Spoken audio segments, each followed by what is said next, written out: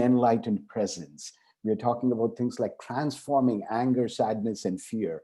And often when you hear somebody speaking on these topics, the assumption is that they have done all their homework and their house is in order. I want to clarify to you that my house is certainly not in order. I'm struggling with all the issues that I speak about in these seminars.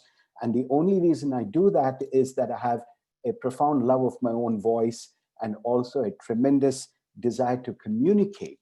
I'm somebody who's very passionate about teaching. So I love bringing different perspectives and views, to people. So I'm very grateful for all of you being here.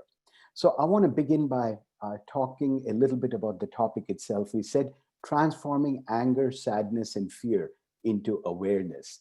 And I want to quickly add that the focus of the talk is on transforming these emotions into awareness, being with them in a different way, not necessarily eliminating them. My desire is not to condemn sadness, anger, and fear. Sadness, anger, and fear can sometimes be very natural. Beyond that, they can also have very generative properties. For example, anger with injustice or systemic racism can actually inspire people towards creative forms of social action. So I don't want to demonize these emotions, but suggest that there is a way to be with them that increases our awareness. As Osho, the Indian mystic who left behind a legacy of over 2,000 books, reminds us, the word emotions has the word motion in it, which means it's moving.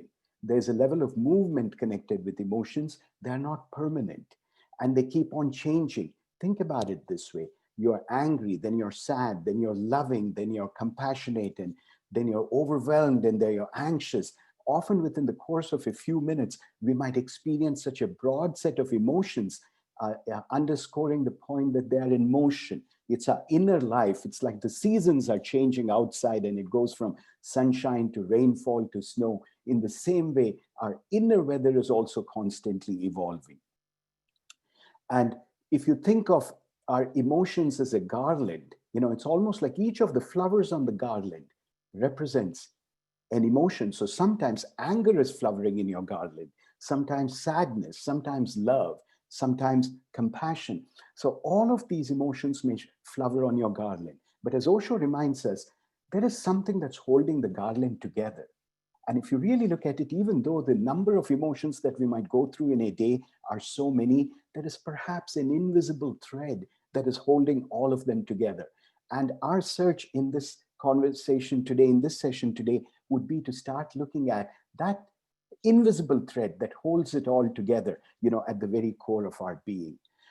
I want to describe in a very abbreviated fashion the essence of what I see or what I have understood to be the Eastern approach to emotions. So the Eastern approach to emotions is captured often by the metaphor of a hub and a wheel. So if you look at it, the wheel is rotating constantly at great speed, but the wheel has an unmoving center, a hub that is always there and very constant and unmoving. Eastern mystics often view our emotions and our everyday life like the wheel that is rotating constantly. You're experiencing many different emotions. You go from anger, sadness, jealousy, fear, insecurity, love. All of those are turning and turning, but the hub is not turning. The work of spiritual growth is to find that inner hub, that silent, unmoving center within ourselves. So anchored in that unmoving center, we can watch the vast array of emotions that come and go. So the wheel can be turning, but you are firmly situated in that unmoving center, in the hub of the wheel, watching everything, witnessing everything. And that, in a sense, describes one of the perspectives from the East about emotions. Another important perspective is that mystics like Osho talk about how our so-called negative emotions, okay, let's say it's fear, anger, jealousy, possessiveness, hate, whatever they might be, often we try to work on them directly by trying to reduce them. And the East has always believed that it is almost futile to work on these emotions directly to rid yourselves of them. It's like if there is darkness in a room, you don't start fighting the darkness. That would not be very productive to fight the darkness. The darkness is there, The antidote would be to bring in light, to shine a lamp or a lantern, or to turn on your flashlight that would actually cause the darkness to not be there any longer. So apply the same analogy to our so-called negative emotions. If anger is there, anger perhaps is there because there's an absence of something which is not there. The absence might be compassion. Maybe I'm not compassionate towards somebody and I'm being very angry with them. So rather than trying to suppress my anger, the East would say, awaken compassion. Right? Fear might be there because I see myself as at war with everybody else. I feel insecure. I feel a sense of separateness. So rather than try to manage the fear, the Eastern mystic would say, awaken that sense of oneness with the world. Start celebrating the deeper interdependence that you have, with other people, the community, that we are all in this together. And as the experience of oneness expands inside our consciousness, our fear would perhaps also begin to reduce. Sadness may be there. And of course, once again, I want to point out that these are beautiful emotions, negative as they may seem. How many of us have known that beautiful sadness that comes along?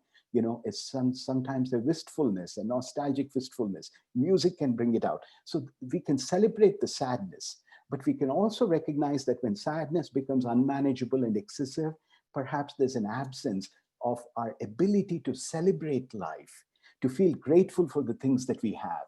So therefore, rather than quote unquote attacking these emotions, the path of transcendence that the East has advocated is to look at them in terms of what do they tell us about what is absent. Another perspective on emotions like sadness, anger, and fear from the East is that our normal style of functioning is almost like a puppet. We are functioning like puppets. Why do we say that? Or let's say if somebody insults me, I get mad at them and I get really angry. It's almost like the other individual is holding a remote control and they can push a button and insult me and I get all worked up, right? Or they can push another button and create fear in me, or any of these. Now remember that while I might hold the person who's pushing the buttons and using the remote control as responsible for my emotions, they really are not.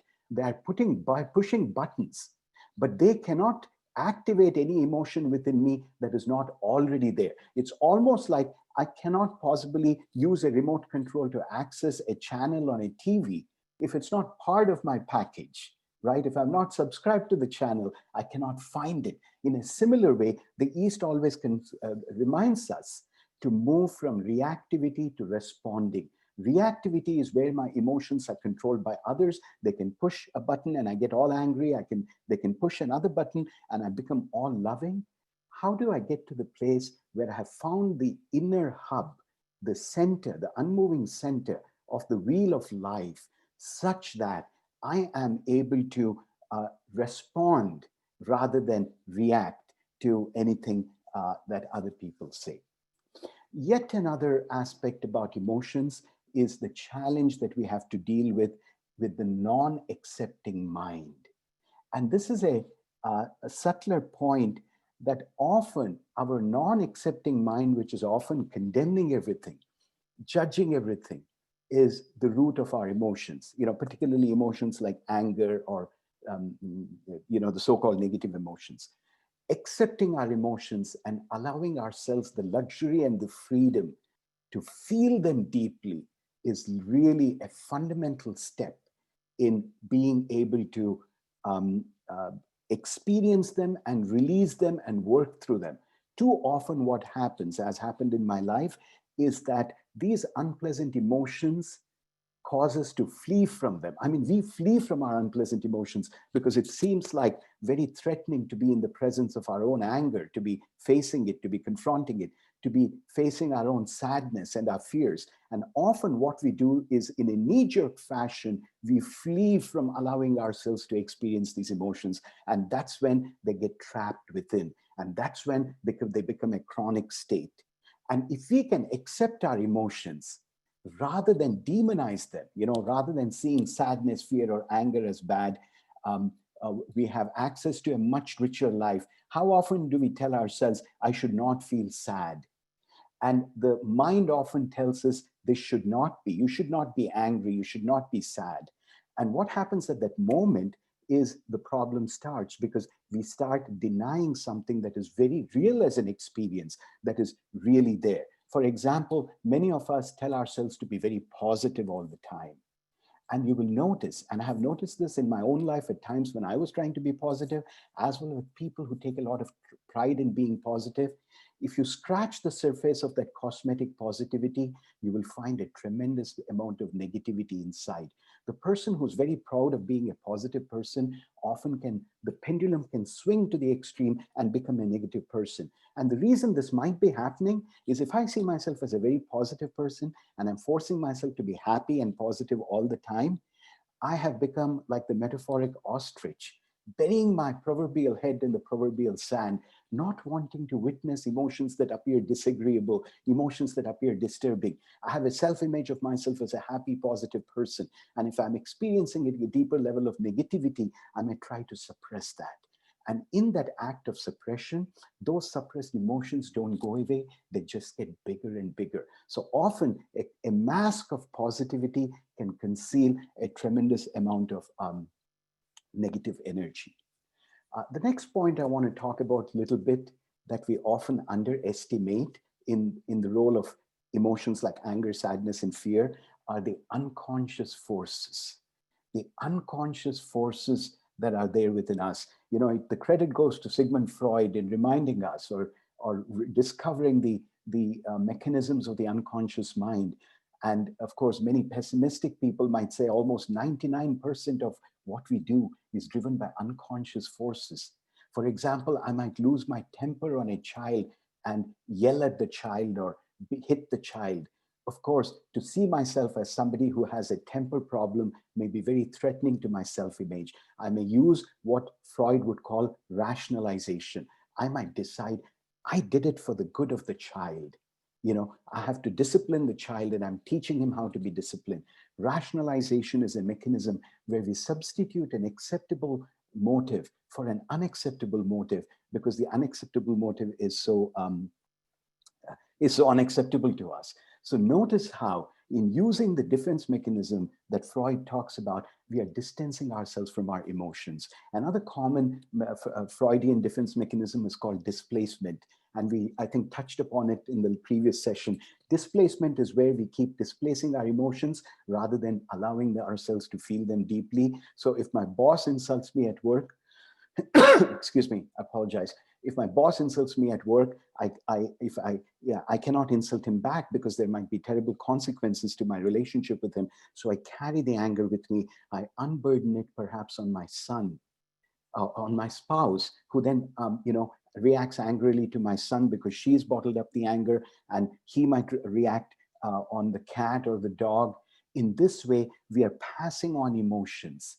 And part of the problem is that most of our modern life has given us only two options. You either express the emotion or you suppress the emotion. What is the third way? And in this presentation, I want to share with you the beauty of the third way, which is the act of witnessing, observing, and watching our emotions.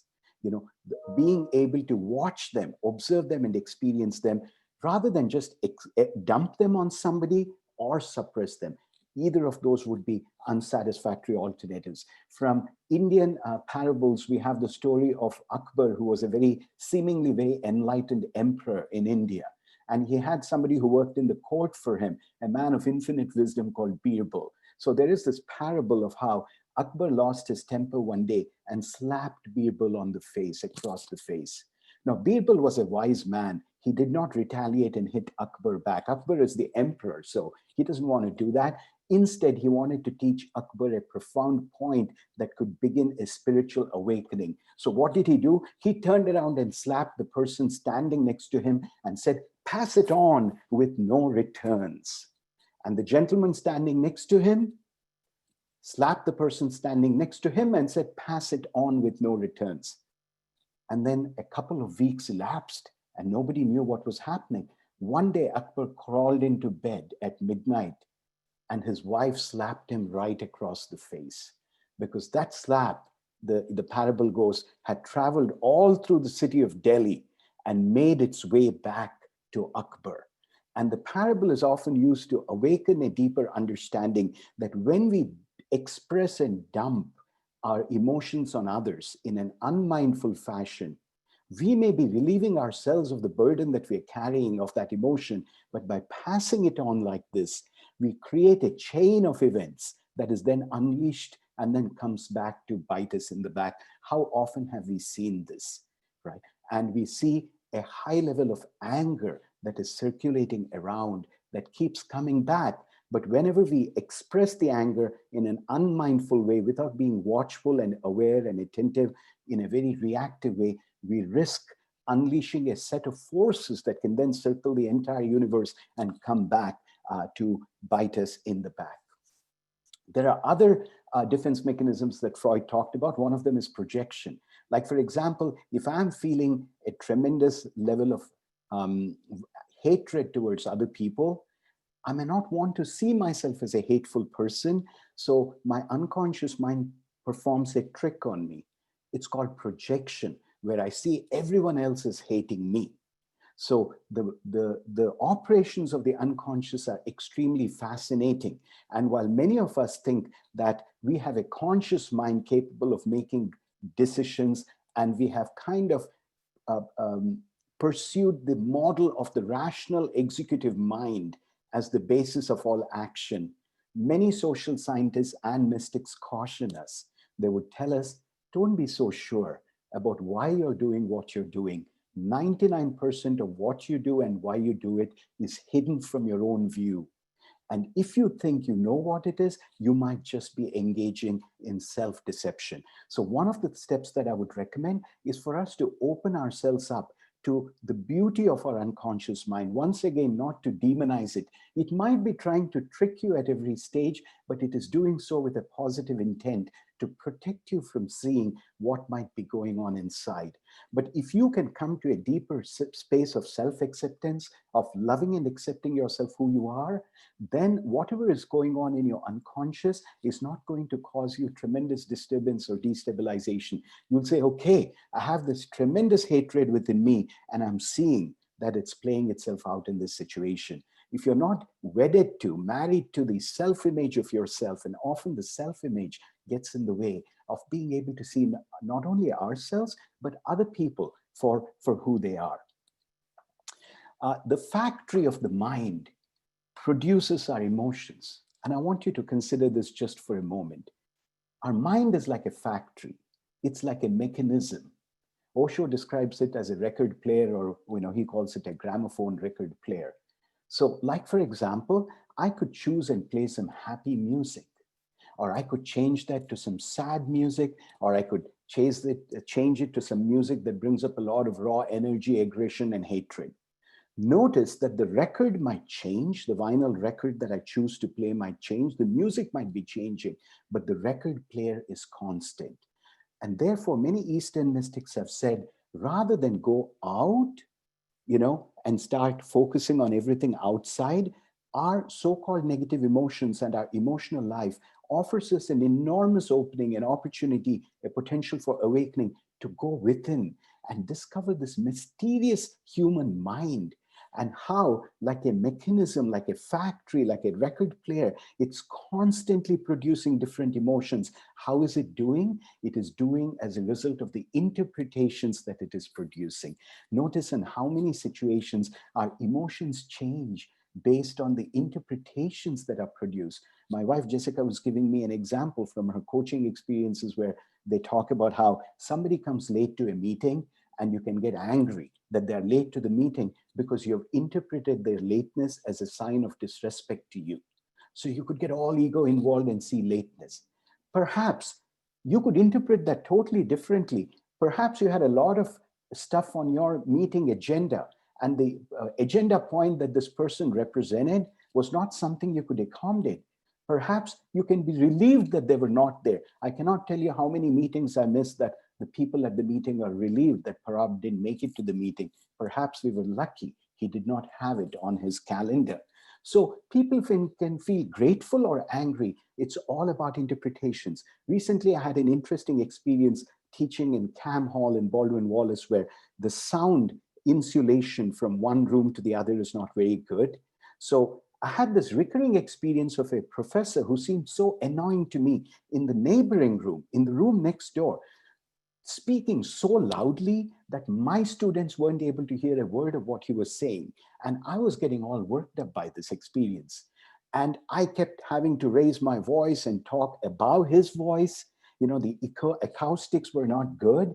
And I got into this escalating loop to the point that I was screaming at the top of my voice and hurting my throat. It was then that I decided to send him an angry email, because my mind had interpreted his talking loudly to his students as arrogance, as being inconsiderate and narcissistic, so full of himself that he's screaming at the top of his voice and has no consideration for the classes on either side of his room. But just as I sat down on my computer, a little bit of wisdom descended on my shoulders rather unexpectedly. I said, instead of judging him and instead of interpreting his behavior, what if I pose a question and discover what has happened? So I said, you know, I find that the acoustics are not very good. Have you been having this situation of, you know, hear my voice coming through to you?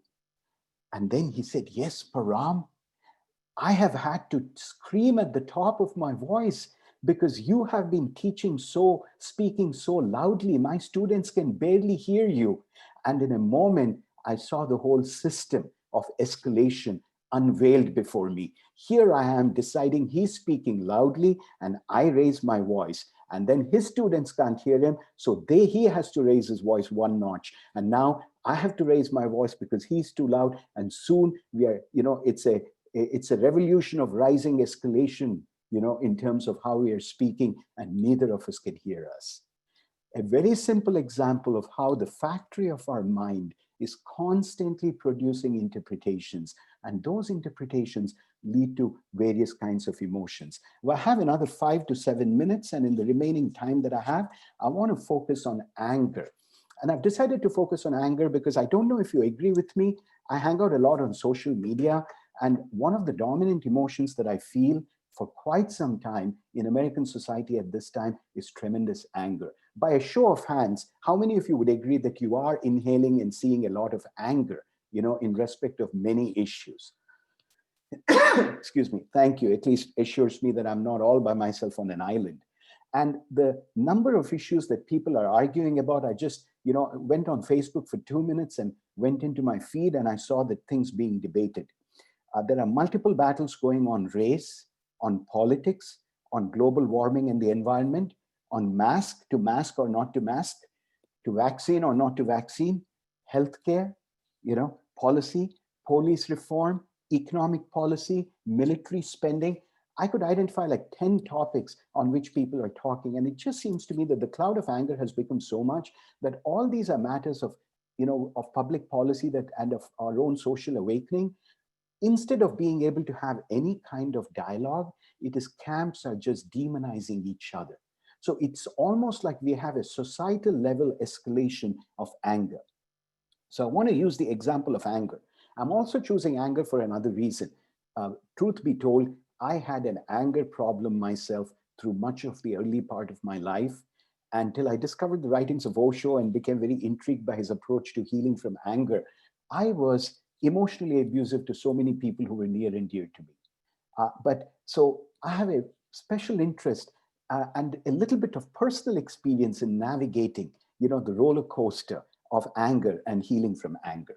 So a few points. The first point that Osho makes in his chapter, and I do want to recommend a book that I just love. I've read a lot on emotional wellness and emotional health. I just fell in love with this book for its simplicity, for its poetic quality, for its humor, and for its metaphors. To me, it represented the entire field of, if you could call Eastern therapy, emotional wellness. You know, it's a book on healing. It's called Emotional Wellness. The author is Osho, O-S-H-O. And I cannot tell you how many people I prescribe it to who, you know, who are struggling with anger, sadness, depression, and how many emails I receive from folks who are saying, this book singularly made a life-changing difference in their life, emotional wellness. So one of the things that Osho said, which made me laugh, was if you're suffering from anger issues, and I was, number one, Thank the person who pisses you off. Now that sounds so counterintuitive. If you piss me off, why the hell should I be thanking you? And he explains, because it's not that this person created the anger in you. You already had that anger in you. And all that he did was he opened the door to the closet, which enabled all that anger to come rushing out of your closet and spilling out of your closet. In other words, the anger was there. It was accumulated. It was chronic over several years. And therefore, I could actually feel grateful to the person who pisses me off, because he gives me a glimpse into the inner closet of my life, of my emotional life, that I might otherwise be hiding from. Recognize anger in its multiple disguises. We're very clever at disguising anger. Sometimes we disguise it as judgment, because when we judge someone, we can feel superior to them. So feeling superior to others is one of the manifestations of anger. Making other people wrong. How many of you know the joy that comes when you know that somebody was wrong and you were right? Telling people you were wrong is so satisfying. We're almost addicted to it. Or making other people wrong, dominating and controlling others. These are all the different disguises that our anger is wearing. It's so important for us to understand what those disguises are. The third point that Osho makes is to relate to anger as if it's lightning in the inner sky. What the hell does that mean? Sounds poetic for sure, but what does lightning in the inner sky mean? Well, it simply means often we condemn ourselves for our anger. How many of us have been angry, lost our temper in a situation and felt so ashamed of it and condemned ourselves for it? Osho believes that condemning yourself for your anger is just a way of keeping it intact. Because if I'm condemning myself, and what do you think is going on? Can you see that condemning is feeling angry about my anger? So if I'm feeling angry about my anger and condemning myself, the level of anger inside me is going up, not coming down. So instead, he says, make a 180-degree turn, start appreciating the beauty of your anger. Just like on a dark night, he says, you can lie down on the grass and see the lightning through the sky, and you can be fascinated by how it lights up the whole sky. Start seeing your anger as lightning through the inner sky, and then start appreciating its beauty rather than condemning itself. Because if you condemn yourself, you're only adding to the level of anger. Look inward through the window of anger. Often when someone pisses us off, we are accusing somebody and running at them saying, it's you, it's you, it's you. Osho says, stop. Use your anger as a window and look within. Try to understand what is the fear that you have. Often the flip side of anger is fear. I'm afraid of something, and instead I transform it into anger without transforming it into awareness. When you lose your temper, try to understand what is it, what is the fear that is coming up. Look inward, or try to see if there's a similarity between the current situation and one that you experienced in your childhood, where you might have felt powerless and you just suppressed the anger. Often the suppressed emotion, whether it's anger or sadness, is unsobbed tears. It's unexpressed anger, right? And therefore, becoming aware and using it as a window to look at what's happening inside, to turn inward rather than to go outward. The next point is witness. Don't just express or suppress the anger. So this is a very different path. One is the path of suppression. The other is the path of transformation. When you're transforming it, you feel those emotions and you say, you will watch, observe, and witness the anger. For example, how many of you know that when just as about you're beginning to feel very angry, as some of you might be, as you notice that it is 2:30 and Param has not ended the meeting, how many of you can see that as the anger rises in you, there's a split second when you're aware of the wave of anger coming towards you? You can see that wave coming towards you. That is the moment to capitalize on. That is the moment that's the seed of awareness. And that's where you can break into full-blown awareness of that anger coming on. And if you can stay in tune with the awareness to the point that you're not completely lost, and you don't just act out your anger, but you maintain that awareness. You're watching and witnessing and observing the anger and experiencing it as it's coming towards you. That is the golden key of dealing with not just anger, but transforming your emotions like sadness, anger, or fear into awareness, the key of witnessing. Self-acceptance is the golden key. But yet, the self-acceptance, just to tie it up in conclusion to a point that we discussed last time, it's easier said than done. Often you're in the presence of hate, jealousy, possessiveness, domination, and it is very instinctive almost for us to start condemning ourselves and to make the problem worse. Osho reminds us, when you are okay that you're not okay, then you're okay.